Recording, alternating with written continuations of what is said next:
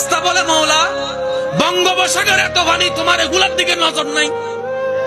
প্রশান্ত মহাসাগরে এত পানি, আটলান্টিক মহাসাগরে এত পানি, ওদিকে তোমার নজর নাই? ওদিকে একটা ফেরির ভিতরে, গ্রাম একটার ভিতরে যাই নামাজে বৈশা একটা মানুষ কান্না করে, এক ফোঁটা পানি পরে কলেজ থেকে পানি ওয়াসার পানির মতো। তুমি ওদিকে তাকায় আছো, ব্যাপার কি? রব বলে যে যা, ওর পানি চোখ থেকে পড়ার আগে একটা সবুজ বাটিল এ পানি সবগুলো সংরক্ষণ কর, পানিগুলাকে নষ্ট হতে দিস না। সুবহানাল্লাহ। এবার ফেরেশতা সেই পানিগুলাকে সংরক্ষণ করে রবের দরবারে জিজ্ঞেস করে, ইয়া রব্বুল আলামিন, এই চোখের পানিগুলা কোথায় নিয়ে যাব?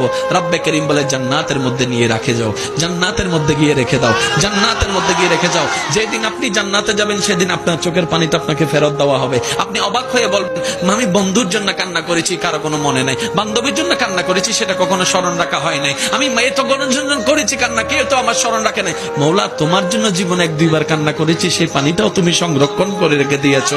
সুবহানাল্লাহ। রব্বে করিম বলে, বান্দারে, তুই এটা আমার নবীর প্রেম নিয়ে আমার ভয়ে তুই কান্না করেছিস, এই পানি পিতা যেতে দিব না। কেমন পাওয়ার জানিস রে বান্দা?